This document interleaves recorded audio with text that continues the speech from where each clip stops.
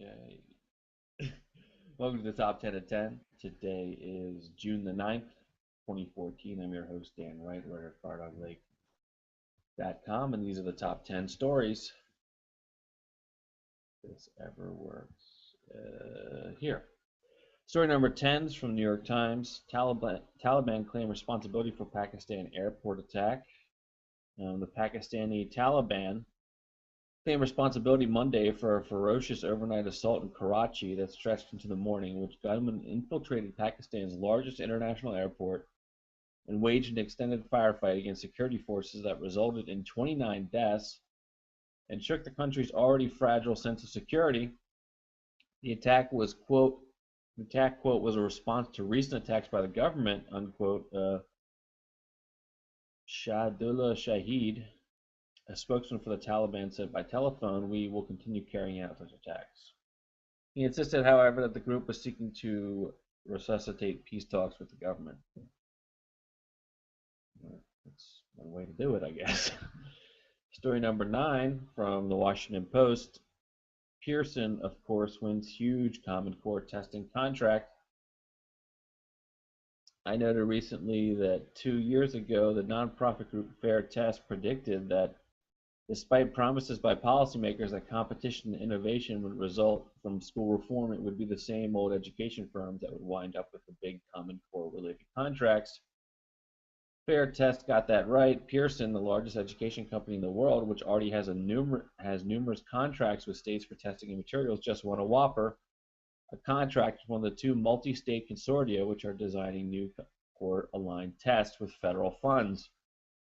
The Partnership for Assessment of Readiness for College and Careers, or PARCC, is hiring Pearson, according to a new release, to develop test items, forms, deliver paper and online versions of tests, consult with states to come up with cut scores that determine what is a good score and what isn't, report results to various constituencies and analyze scores. How much is it worth to Pearson? Well, James Mason, a PARCC state leader who helped negotiate the contract, told Education Week that it all depends on a number of factors, including how many states end up participating. Only one bidder. Okay. So Pearson apparently, it's the same old story. Common Core is a big joke, but I guess we'll continue to deal with it. That's a big joke.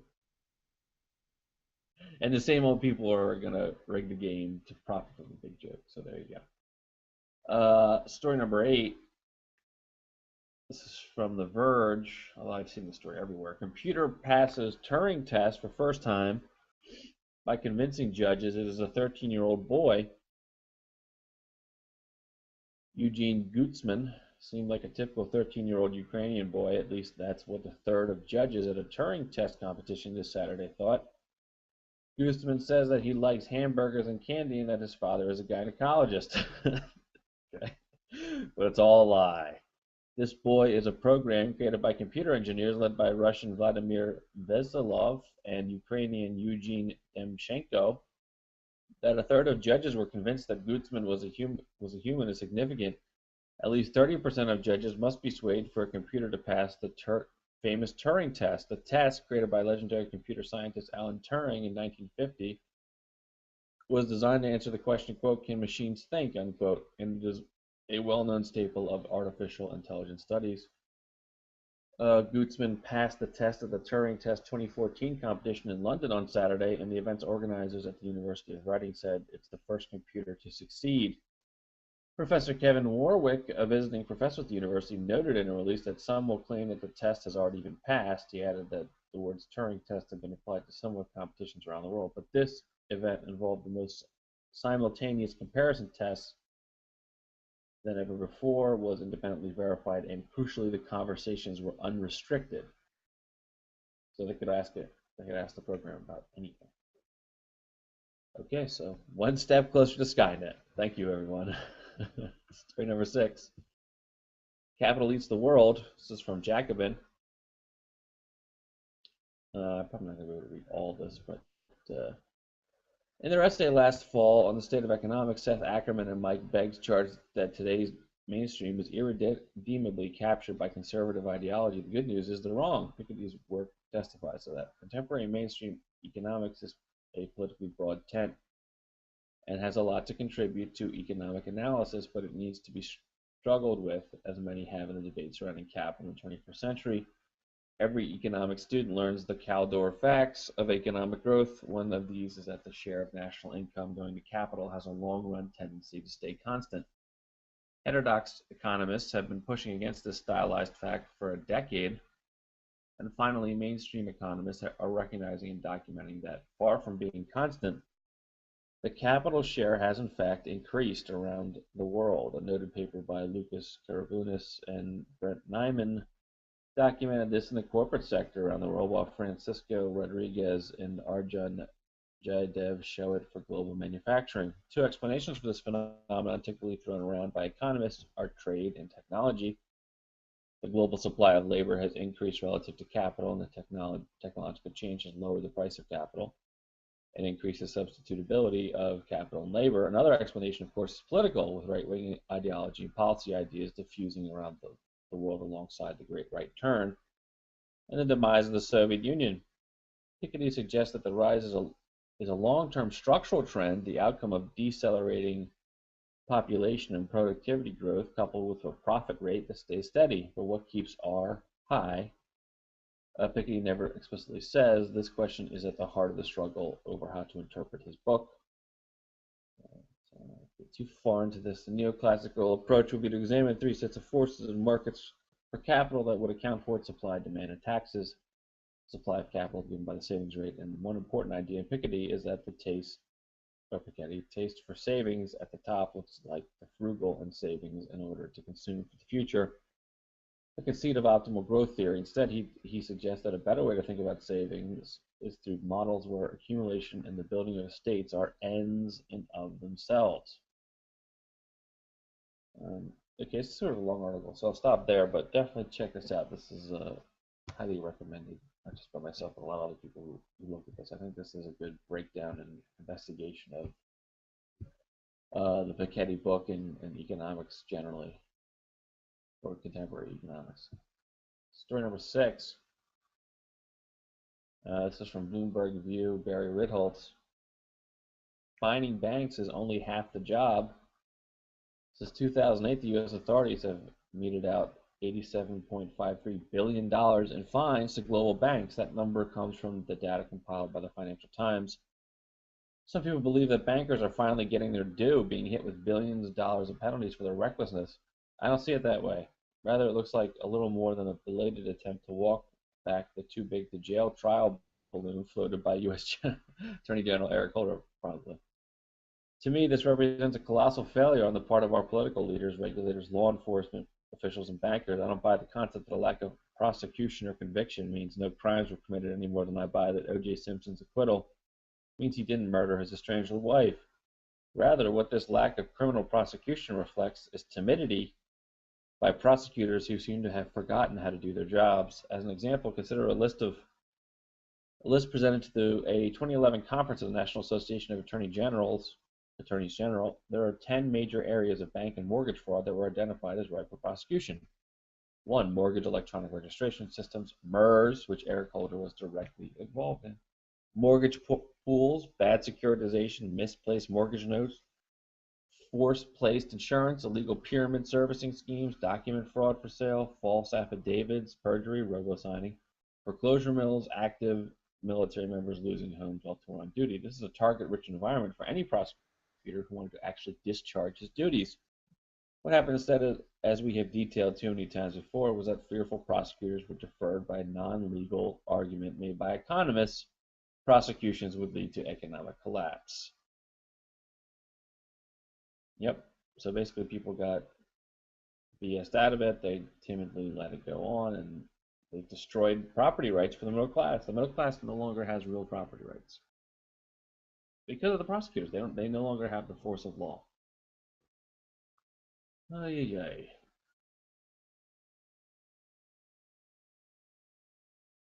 Story number 5.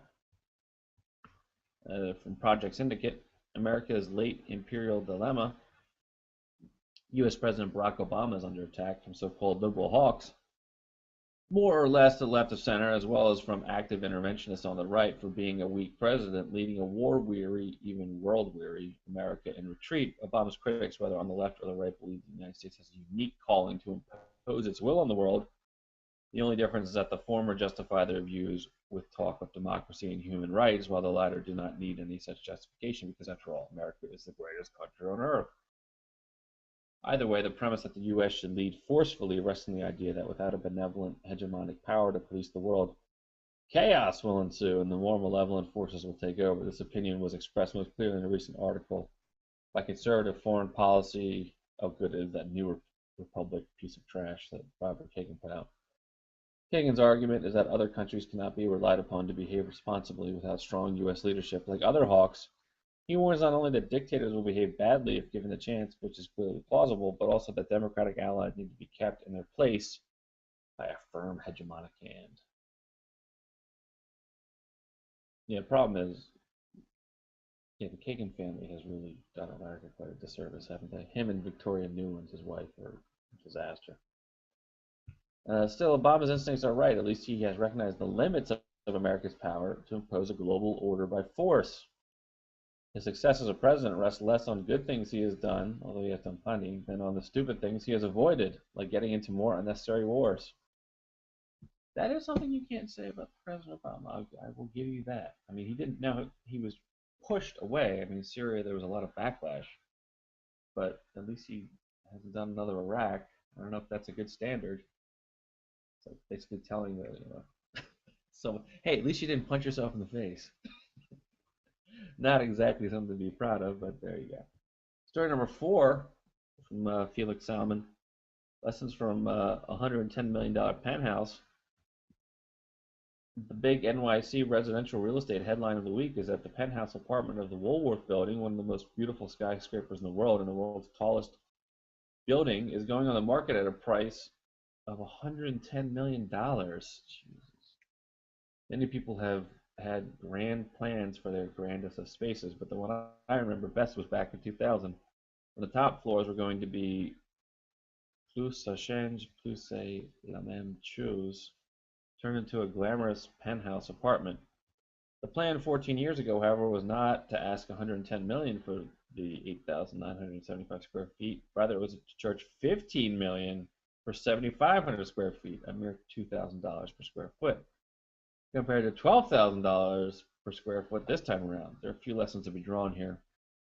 First and most obviously, there's the insane spike we've seen in the price of top-end real estate. Not only has the space risen in value from $15 million to $110 million in 14 years, it has done so in the face of the dot-com crash, the global financial crisis, and the fact that 9/11 destroyed pretty much the entire neighborhood in 2001.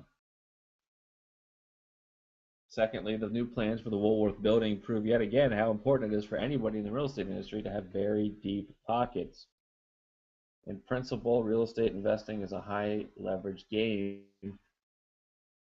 where you need relatively little upfront cash. You put a small amount down, borrow the rest, and then use the income the space generates to pay off your mortgage.